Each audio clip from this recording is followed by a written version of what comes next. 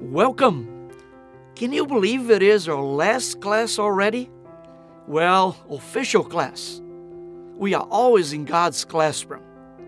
I hope to see more of you in the future.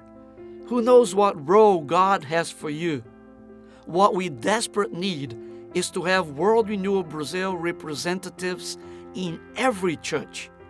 God is doing so much here, but it is overwhelming to me to try to get that information out to every group that would love to celebrate with us in God's victories. Thank you for your partnership, and know that it doesn't end here. It has been a pleasure getting to spend this time with you. God's blessings. So please take out your information about poverty handout. And this is something that is very dear to my heart and I get really excited about. But it's a lot of information, so follow along with me.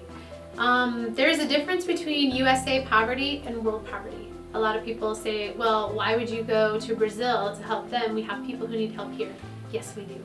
And they are beautiful people and they need our help. But as well, there are people that need help around the world. The poverty level in the United States is roughly $11,000 a year, and adding $4,000 per person per household. And all this, if you want to check it out, I have all the references down there. So that means, so if two people, you have about $15,000 a year coming in, and that means that you are living in poverty if you have less than that amount of money. Minimum wage, a decent living in Brazil is about, in US dollars, $4,000, let alone those living in poverty. So if you imagine, one person in poverty in the United States is $11,000. Minimum wage, so basically what most everyone makes, starts at $4,000 in Brazil for one person. The official world poverty line is set at $2 a day or $750 a year. $750 is a big difference from $11,000. There are different kinds of poverty. Eric Jensen's Teaching with Poverty in Mind lists situational poverty, urban and rural poverty, generational poverty, absolute poverty, and relative poverty. And so each one of those has their own problems and ways of getting through that and needs. Some poverty is relative, as is wealth, and an internal measurement compared to those around you. So that means, oh, I'm poor because I have less than so-and-so, instead of I'm poor because I don't have food, or some kind of standard like that. The solutions for each kind of poverty are different and cannot be lumped together. For those in deep poverty, so we're talking about world poverty, global poverty, the main reasons are increasing national local prosperity, decreasing national local prosperity, health or death shocks, things we can't control, natural disasters, failure of initiative, the crops don't grow, family problems and expenses, and asset depletion. The main reasons for poverty in the USA are completely different. They are divorce and separation, out of wedlock child, or earnings fail. So if you think about that, the whole way of going about dealing with poverty, working with poverty, changing and helping people break out of poverty is completely different in the world than from the United States. Poverty is often transient. Most people are in and out of poverty or kinds of poverty depending on the circumstances, rather than being in a permanent place of destitution. So maybe I have money until the third week of the month before I get my food stamps for the next month. There are often mindsets that go along with the level of money you perceive yourself to be in. Those in poverty often value relationships and entertainment.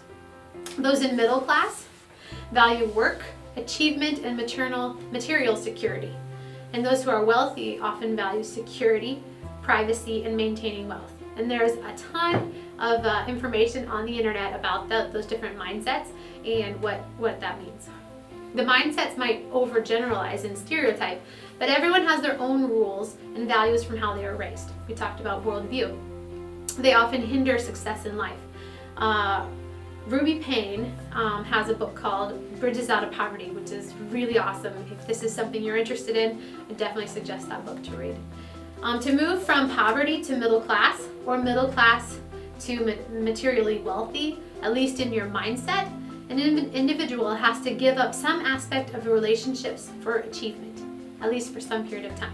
So if you think of people you know who are in poverty, maybe they would have to give up time that they would have with their family to take some college classes, to be able to go and be able to go into middle class. There are 4 common ways or reasons that people move out of poverty.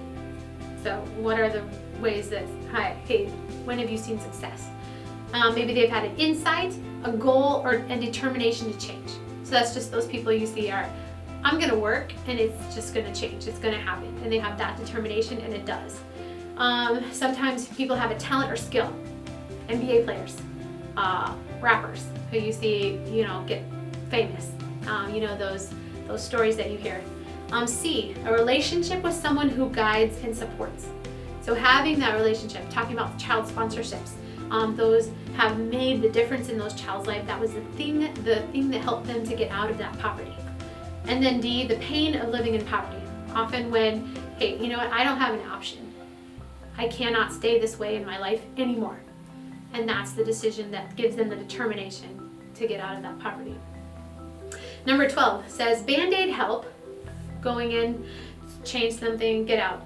Doesn't help in the long run, although it is necessary in certain situations. If you remember that thing we filled in that was talking about betterment, development, and the first one, I forgot the word for it, but what you use to help people, and we always want to work towards development and investing in the people, and then them going on and creating that community interest in themselves.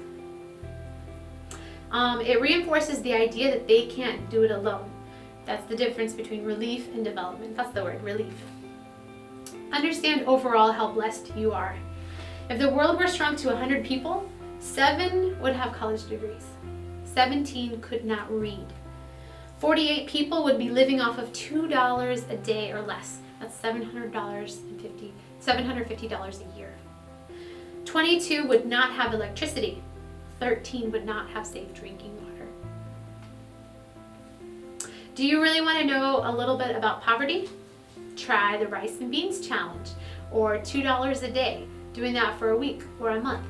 Another book that's a really awesome resource is called Half the Sky. You will probably never know what poverty truly feels like. If you can read and understand this list, it means you have been given at least a basic education, skills, and resources in the world. You can go out and try to experience poverty, but you know that if it came down to it, you or someone else you know would provide for you. Those in deep poverty do not have that assurance, and that makes a huge amount of difference.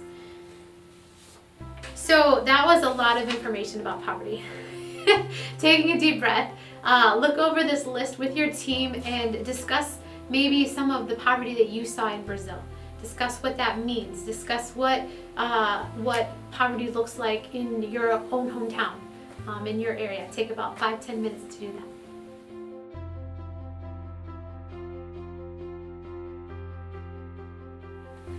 So we value your feedback, and this is the way that we are going to get better and better in making these videos, having these resources for you, and even how we do things in Brazil. So if you take out your paper that says feedback on pre, during, and post-trip training, help us to become better. And it might be like, oh, we're done with the trip, we've already back, it was great, whatever, can't remember anything specific. Please take the time to invest in us as we have invested in you. It's your last homework, and I wrote continuing homework because it's kind of just like, what are some ideas to continue to do with on here, and there won't be anybody checking to see if you did this or not, so I won't tell. But different things you can read, different ideas for prayer, learning, going. This is a practical way to help you not be the assimilator or the alienator, but the integrator. I had to look to see what they were, but they are all right here, some ideas, and I'm sure there's more ideas, just to encourage you to keep going. Remember those words we talked about, long-term results, long-term impact. That's not just for those that we served, that we got to go meet and be a part of their lives, that opened up and shared with us, but the long-term impact is also for us. For our hearts, because we know that it was that we were the ones that got served and blessed much more than we could have ever given. So do put the effort in. Continue learning, continue working. I hope to hear from you more. Hopefully you'll join us for another trip as well.